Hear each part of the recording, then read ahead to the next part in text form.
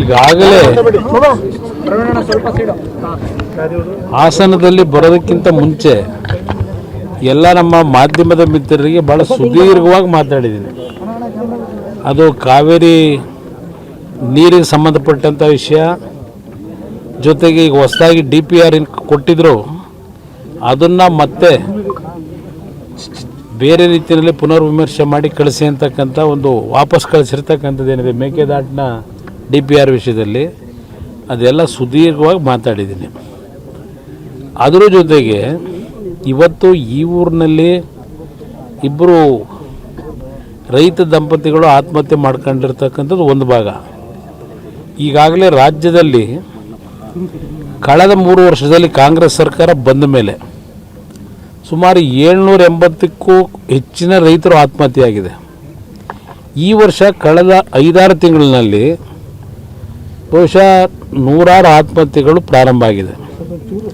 ಒಂದು ಕಡೆ ರಾಜ್ಯದಲ್ಲಿ ತೀವ್ರತರವಾದಂಥ ಬರಗಾಲ, ರೈತರು ಮುಂಗಾರಿನಲ್ಲಿ ಬಿತ್ತನೆ ಮಾಡಿದಂಥದ್ದು, ಆ ಬಿತ್ತನೆ ಮತ್ತು ಗೊಬ್ಬರದ ಸಾಲ ಮಾಡಿ ಬಿತ್ತನೆ ಮಾಡಿದ್ದಾರೆ.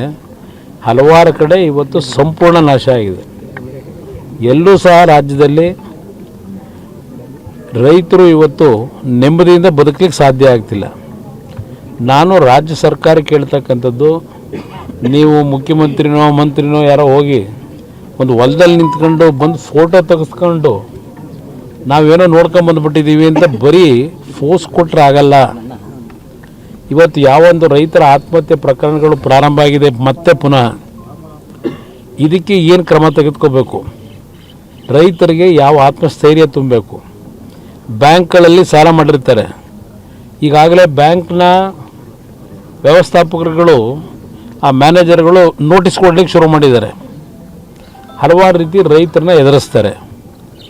ಇದರ ಹಿನ್ನೆಲೆಯಲ್ಲಿ ಸರ್ಕಾರದ ಜವಾಬ್ದಾರಿ ಏನು? ಸರ್ಕಾರದ ಜವಾಬ್ದಾರಿ ಇವತ್ತು ರೈತ ಬದುಕ್ತಕ್ಕಂಥದ್ದಕ್ಕೆ ಒಂದು ಆತ್ಮಸ್ಥೈರ್ಯ ತುಂಬಬೇಕಾದ್ರೆ ಇವತ್ತು ಅತ್ಯಂತ ಸಂಕಷ್ಟದ ಪರಿಸ್ಥಿತಿಯಲ್ಲಿ ಇಡೀ ರಾಜ್ಯದಲ್ಲಿ ರೈತರು ಭಾಳ ಕಷ್ಟದಲ್ಲಿದ್ದಾರೆ.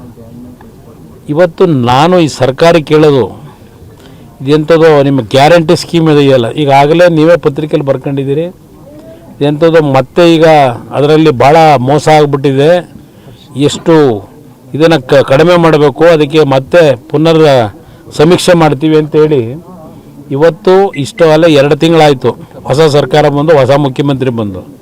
ಇವರು ಬಂದ ಮೇಲೆ ತಾನೇ ಹೇಳಿದ್ದು ಹಲವಾರು ರೀತಿಯಲ್ಲಿ ದುರುಪಯೋಗ ಆಗ್ತಿದೆ, ಇದು ಸರಿಪಡಿಸ್ಲಿಕ್ಕೆ ಸಮೀಕ್ಷೆ ಮಾಡ್ತೀವಿ ಅಂತ ಹೇಳಿ. ಈ 2 ತಿಂಗಳಲ್ಲಿ ಇನ್ನೂ 50% ಸಮೀಕ್ಷೆ ಆಗಿಲ್ಲ. ಇವತ್ತೇ ಪತ್ರಿಕೆಯಲ್ಲಿ ಬರ್ಕೊಂಡಿದ್ದೀರಿ ಮಾಧ್ಯಮ ಸ್ನೇಹಿತರು.